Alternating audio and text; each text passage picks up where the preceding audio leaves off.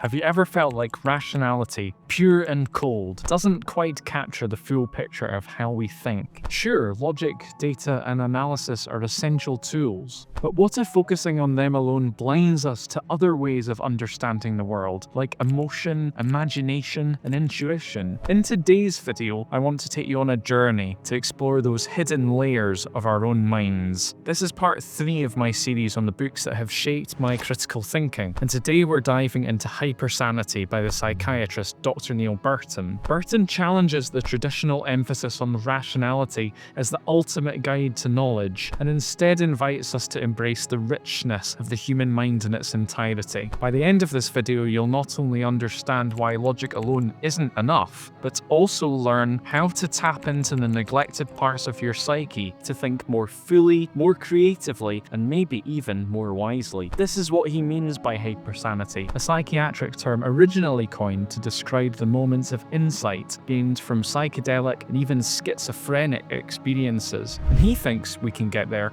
without being unscientific. To help us get there, we're going to make a few key steps. First, the enemies of rationality. Second, the limits of reason itself. And finally, the potential alternative ways of thinking, including intuition, emotion, and imagination. Stick around, because by the end of this video, you may just think about thinking differently. Let's start with what Dr. Burton calls the enemies of rationality. These are the traps that distort our thinking, and they're surprisingly common. Among them are cognitive biases, self-deception, and logical fallacies. Things I've talked about on this channel before. Link up there. Take projection, for instance. Have you ever known someone who's constantly accusing their partner of cheating, even when there's no evidence whatsoever? It's often not about their partner at all, is it? Sometimes it's about that person's own subconscious feelings or fantasies. Burton calls this projection one type of self-deception, and it's one of the ways our minds can sabotage us without even realizing it. Another example is intellectualization, using overly rational language to distance yourself from emotional truths. Burton tells the story of a junior doctor describing a mother who had attempted suicide after being diagnosed with terminal cancer. Instead of acknowledging the emotional weight of that grim reality, he clinically referred to it as a metastatic mitotic lesion. It's a defense mechanism, a way to avoid facing pain by repressing emotion. But by stripping away that human context, it also strips away our understanding and empathy. Another way people intellectualize situations is to constantly argue things over and over, but to never accept the weaknesses of their own argument. So let's say you might be thinking about starting up a YouTube channel, but you're scared of doing so. You might hyper-focus on all the elements of the process as a way of avoiding your own fear about starting. When people reassure you, you might reject what they're saying. What you should do is just admit it feels scary and try to have strategies that help you cope with that. So for me, I try and focus on the idea that nobody actually cares whether I'm putting these videos out or not in my normal life. In fact, most of the comments I've been getting so far have been lovely, and that means that I don't need to be scared. These enemies of rationality don't just cloud our judgment, they limit our ability to think clearly and take positive actions to improve our lives. Recognizing them is the first step to overcoming them. And if this video is getting you thinking,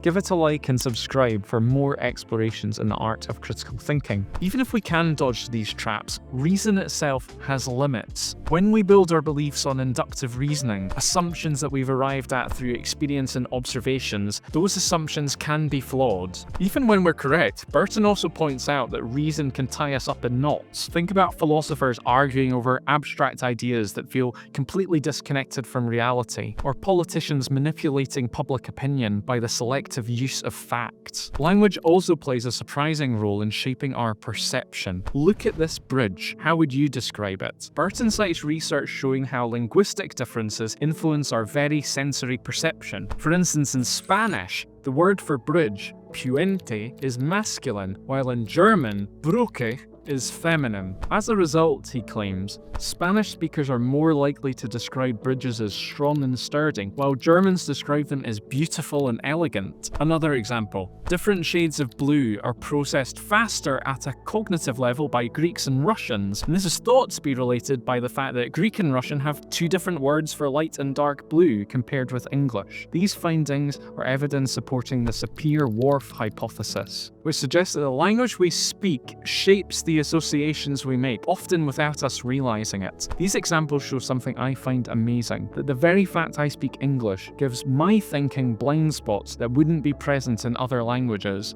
Thirdly, science itself has limitations, especially with regard to the difference between how we teach children about science and how it is practiced in real life. While we tend to tell our children that scientific truth is really the only way we should look at truth, that it always gets better as new evidence comes out, but he points out science is actually hampered a lot of the time by vested interests, by the need to publish papers, and by the need to get research funding. That makes it harder to make a genuinely new discovery outside the paradigms of what people already think to be true at the time, due to the financial and reputational risks involved in challenging an established consensus. For all its enormous benefits, science can't always be the clear, objective tool we want it to be. It's influenced by culture, language, and even power dynamics. Step 3. Tapping into alternative thinking. If reason alone isn't enough, what else is there? Burton argues that we need to supplement logic with intuition, emotion, and imagination, the parts of our mind that are harder to define but just as essential. Intuition is about trusting your gut. It often gets a bad rap, but Aristotle himself, the Greek philosopher, said that the premises of our knowledge come from intuition. It's not something we can use to justify our beliefs to others, but it's often where those beliefs start. Just as an artist might not be able to explain exactly where he got the idea for a particular painting, but it doesn't make the idea any less valid.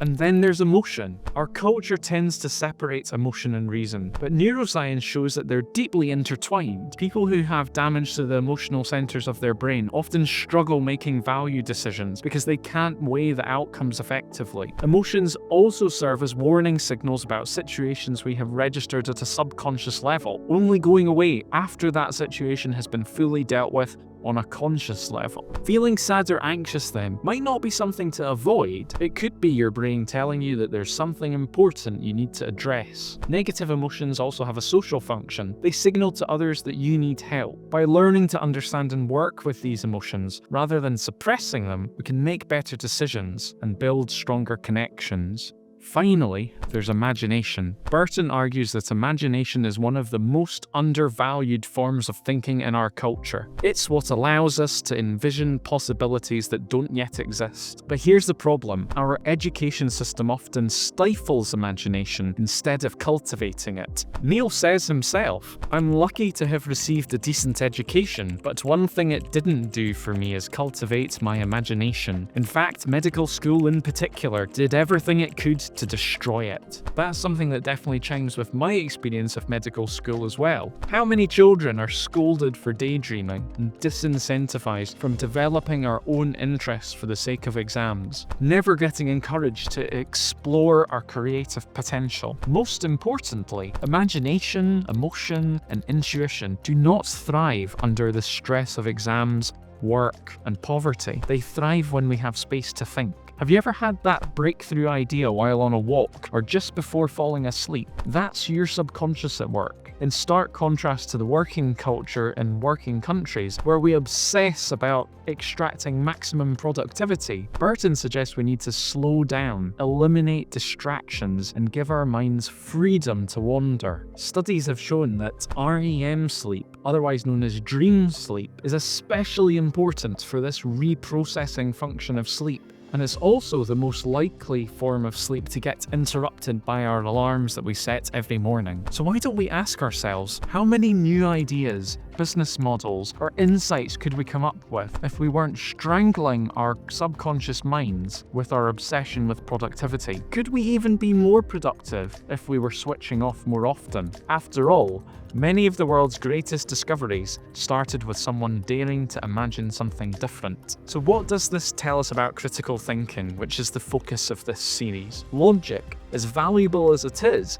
just one piece of the puzzle. Neel says the other part is to think fully and to think wisely, and to do that we need all parts of our mind, our intuition, our emotions, and our imagination. By integrating these neglected forms of thinking, we can see the world more clearly, connect more deeply, and create more boldly. Here's a question. If emotion is so vital to that reasoning, then why do our emotions make us irrational at the worst possible moments? How can we stop emotions from hijacking our decisions? Click here to find that out in the next video when it's ready, and I'll see you next time.